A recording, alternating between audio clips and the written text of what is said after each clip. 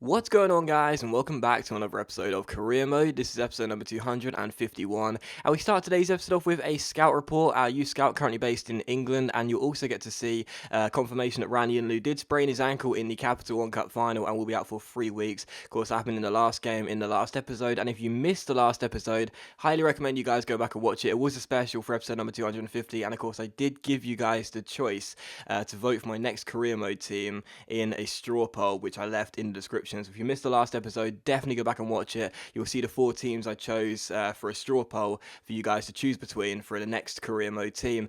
Still, this Career Mode, of course, is still continuing, and it will end at the end of the season. And as you can see, we are now into March. You can have a look at the squad report here. You can see how the players are currently doing, looking pretty strong.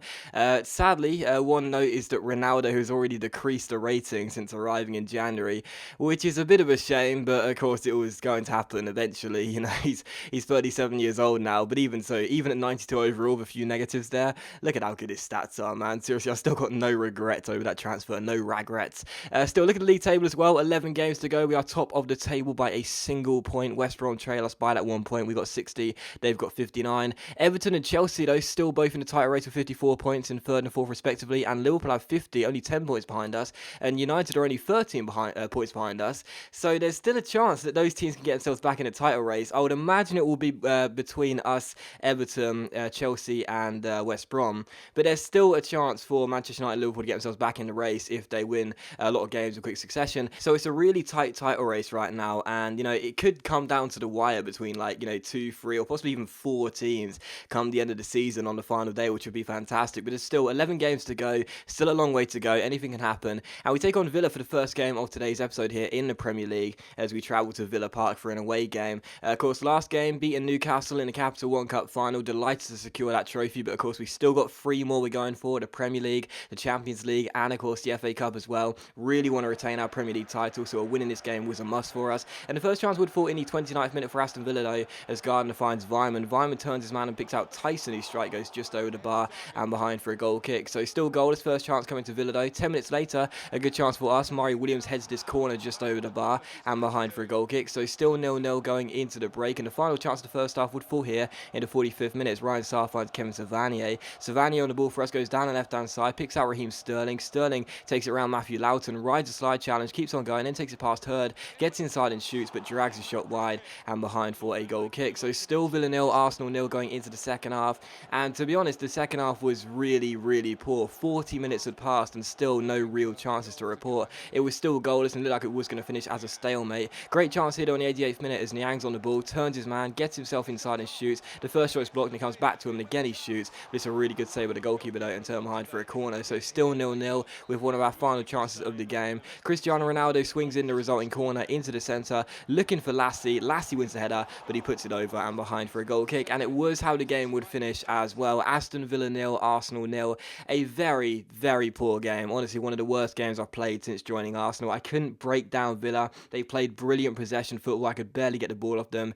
It was just really tedious, sadly, and the chances I did get, I couldn't take. So no excuses. A really poor game by me, and a game which we needed to win. Not just get a draw in. So as we take on Middlesbrough for the second and final game of today's episode here, as we travel to the Riverside Stadium, as you can see, we are still top of the table by a single point with 10 games to go, but we've got difficult fixtures to come, so we really do need to return to winning ways right now. And of course, Middlesbrough currently sitting in the relegation zone, currently sitting in 18th place. We'd definitely be fancying our chances. We'll be taking them on in the next game as well, in the FA Cup quarter-final, so this will be a bit of a rehearsal for that quarter-final game. But this was a must-win game for us, needed to return to winning ways and get the 3 points back on our side. And the first chance did fall to us in the 10th minute here as Niang picks up the ball and finds Raheem Sterling. Sterling plays it inside towards Cristiano Ronaldo, and just 10 minutes in, we did take the lead. The Portuguese forward gets the goal and makes it Middlesbrough 0, Arsenal 1, and we needed that fast start. Against Villa, we didn't really get out of the blocks, to be honest, for the entire game. So in this game, we had to get ourselves an early goal, and we did. They gave the ball away, Middlesbrough. Quick little pass by Niang to Sterling. Sterling to Ronaldo. Simple finish, 1-0 Arsenal. So perfect start to this game.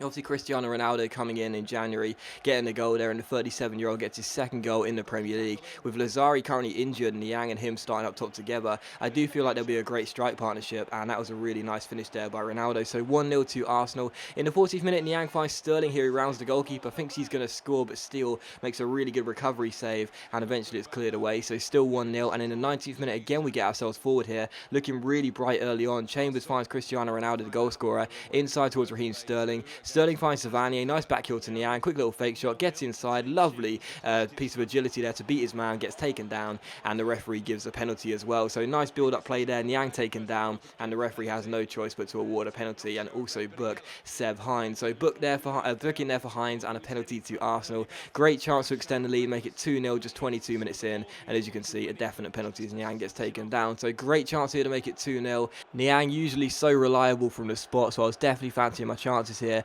of giving ourselves a 2-goal cushion early on in this game and not exactly killing the game off early on. It's only 2 goals up, but even so, it really inflicts a lot of pressure on Middlesbrough to try and get themselves back in this game. So it's going to be Niang against Steele. Can he make it 2-0? Yes, he can. He sends the goalkeeper the wrong way, rifles in a penalty, and does make it Middlesbrough 0, Arsenal 2. And of course, he did miss a penalty in the Capital One Cup final, obviously 2 games ago in episode 250. So I was thinking maybe I should let Ronaldo take one. Maybe I should let Cristiano Ronaldo take this one, but I thought, nah, Niang's the regular penalty taker. He's usually reliable, and this time he makes no mistake from the spot. Rifles it into the top corner, sends the goalkeeper the wrong way, and does make it Middlesbrough 0, Arsenal 2. So 2 goals up in this game. First Ronaldo, then Niang, and in the 41st minute, a great chance to make it 3-0. Sterling, who got the assist for the first goal, is twisting and turning and shoots as well. Takes a deflection and goes just over the bar and behind for a corner. What a stroke of fortune that would have been. But even so, the final chance before half-time would fall here in the 45th minute. Kevin Savanier rides Seb Hines' challenge, crosses the ball in, picks out Cristiano Ronaldo, and Ronaldo gets his second goal of the game. He heads in across, hits it in off the underside of the bar,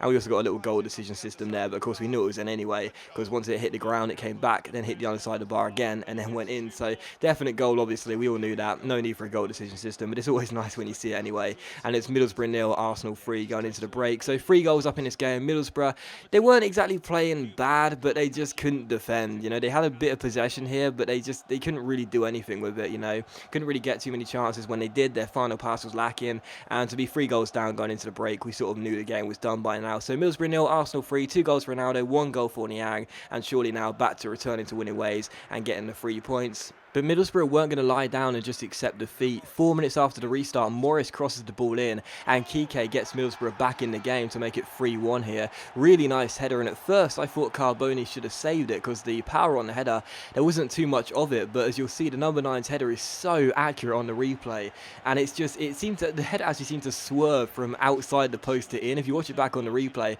it was a perfectly placed header, and there was absolutely nothing Carboni could do about it, right into the top corner, and it just seemed to curl in and out there. Lovely, sorry, out and in even. Lovely header by Kike, and it is Middlesbrough 1, Arsenal 3. So still a long way to go for Middlesbrough to get themselves back into this game, but even so, good to see them get themselves a consolation goal if nothing else. But in the 68th minute here, we did wrap up the game. Ronaldo plays through Sterling, and Sterling does make it 4-1. So the first goal was Sterling finding Ronaldo. This one was Ronaldo finding Sterling, and Sterling does secure the game now. It gives us a 3-goal cushion back again, and there's surely no way back for Middlesbrough now. And I have to say as well, I didn't actually realise at first, but when we won a tackle here, we won the ball back from a tackle, one of the Middlesbrough players stayed down. I didn't actually realise that at the time, so could have just stopped play. The referee could have stopped play, but of course he didn't. We played on, and we got a goal for it. So Middlesbrough 1, Arsenal 4, Sterling with the goal there. And another chance here in the 71st minute for Arsenal.